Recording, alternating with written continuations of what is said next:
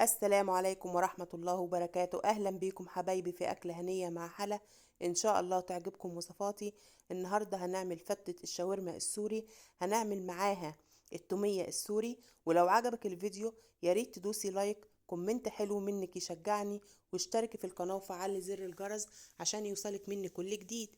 وقبل ما نبدأ الفيديو يلا بينا نسمي الله ونصلي على رسولنا الكريم صلى الله عليه وسلم. اول حاجة معايا كيلو من صدور الفراخ، الصدور اللي هي البانيه، هنقطعها شرايح رفيعة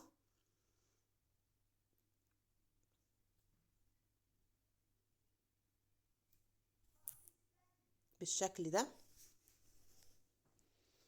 عايزين الشرايح بتاعتنا تكون سمكها معقول، مش تخينة قوي ومش رفيعة قوي، عشان تدينا نتيجة حلوة معانا.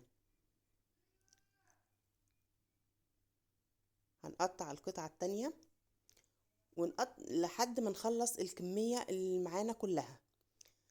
كده خلصناها، هسيبها على جنب.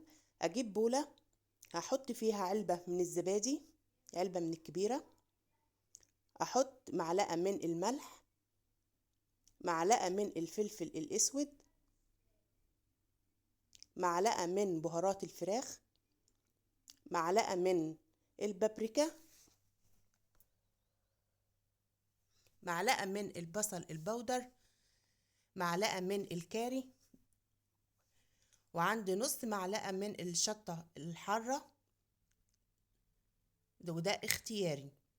عندي معلقة كبيرة من الثوم المفروم،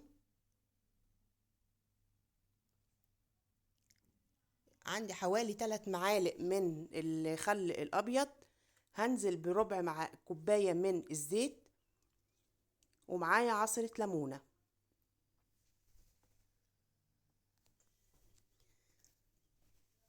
الشكل ده كده. بعد كده هخلط كل الخليط ده مع بعضه كويس، وهنزل بالفراخ بتاعتي عليها.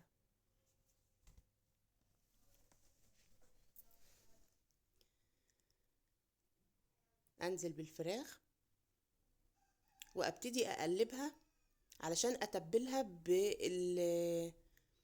بالخليط اللي عندي ده كله، اتبلها كويس. طبعا يفضل انك تعملي تتبلي فراخ الشاورما قبليها بيوم ولا حاجة، بس لو انت مستعجلة ممكن اقل حاجة بتسيبيها ساعتين. بعد كده هجيب حلة على النار، نعمل الرز، رز الفتة. حلة على النار فيها شوية من الزيت، عليها معلقة من الكاري، معلقة من الكركم، شوية من الملح، وابتدي احمصهم شوية لحد ما بتظهر ريحة التوابل عندي. بعد كده هحط ورق لورا، هحط 3 حبات من الحبهان و3 حبات من القرنفل، وبرضو احمصهم شوية مع التوابل.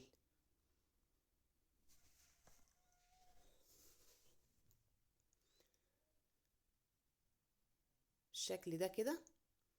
بعد كده هيبقى عندي كوبايتين من الرز البسمتي المغسول، هنزل على التوابل وابتدي اشوح الرز مع التوابل، اغلفه كويس بالشكل ده. بعد كده عندي 3 كوبايات من المية، هنزل بيهم على الرز واسيب الرز يكمل سواه. كده الرز هنسيبه يستوي. بعد كده هنيجي نعمل التومية. عندي كوبايتين من المية، عليهم 3 معالق من النشا، ادوبهم على البارد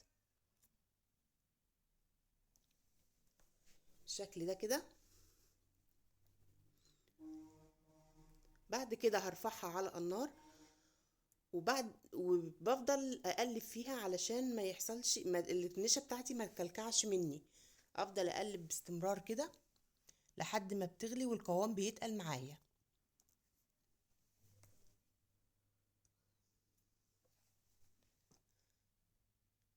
كده. كويس كده لحد ما بتوصل للمرحلة دي كده. اقلب شوية حوالي يجي نص دقيقة علشان طعم النشا ما يبقاش في التومية. اغلي النشا كويس شوية علشان طعم النشا. اركنها على لحد ما بتبرد خالص. بعد ما بردت بتبقى بالشكل ده كده. بحطها في الكبة بتاعتي، احط عليها علبة من الزبادي،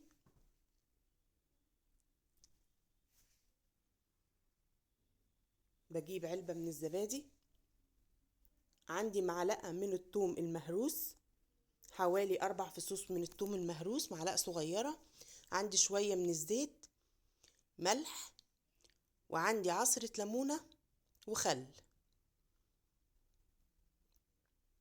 ادي خل، وابتدي اضربهم في الكبة لحد ما بيبقى القوام عندي كريمي بالشكل ده وناعم، تبقى كده جاهزة.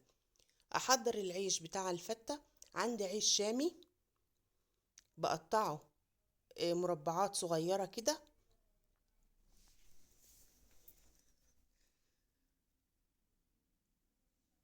بالشكل ده كده، واقطعه لحد ما بخلص الكمية دي كلها. بعد كده ممكن احمره في الزيت او ادخله في صينية في الفرن احمصه شوية. ويلا نجهز الشاورما بتاعتنا. حطيت طاسة، حطيت فيها شوية من الزيت صغيرين لان انا حاطة زيت في التتبيلة بتاعت الشاورما.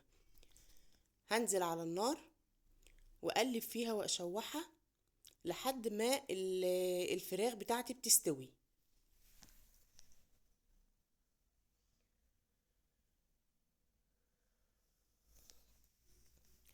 بالشكل ده كده. كل شوية اقلب فيها شوية علشان إيه كلها تبقى سوا زي بعض كده بالشكل ده.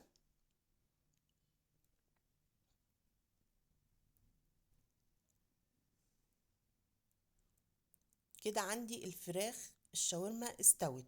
هبدأ انزل ببصلة كبيرة متقطعة جوانح او طرنشات، اقلب البصلة معاها شوية،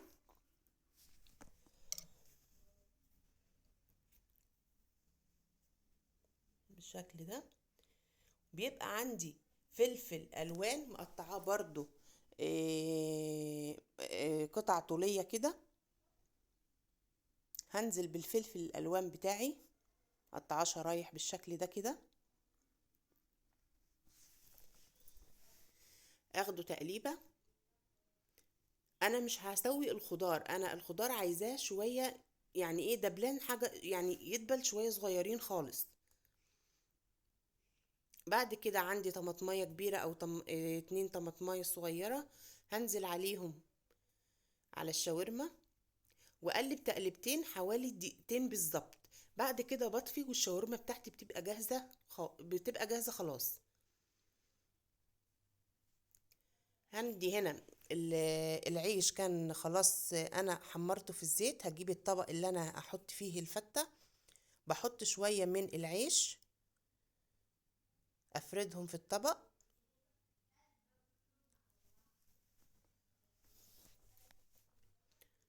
بعدين هجيب الرز بتاعي كان استوى، هجيبه مفلفل وجميل ازاي. هنزل على العيش المتحمر بالرز، افرد عليه الرز. طبعا قبلك ورق لوري، قبلك حبهان قرنفل، يا ريت تشيليه، بلاش تسيبيه في الطبق. كده حطيت الرز، هبتدي احط الشاورما على وش الرز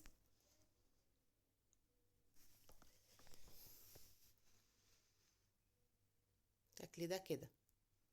بعد كده في الجوانب بتاع الطبق هبتدي احط عيش من اللي هو المتحمر ده او المتحمص زي ما انا بحطه كده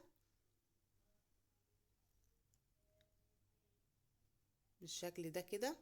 وقدمت معاها وقدمت مع فتة الشاورما، قدمت معاها كاتشب، قدمت معاها التومية. وقبل الأكل على طول بقوم جاية حاطة تومية على وش الفتة. وبكده الأكلة بتكون جاهزة، وألف هنا على قلبكم.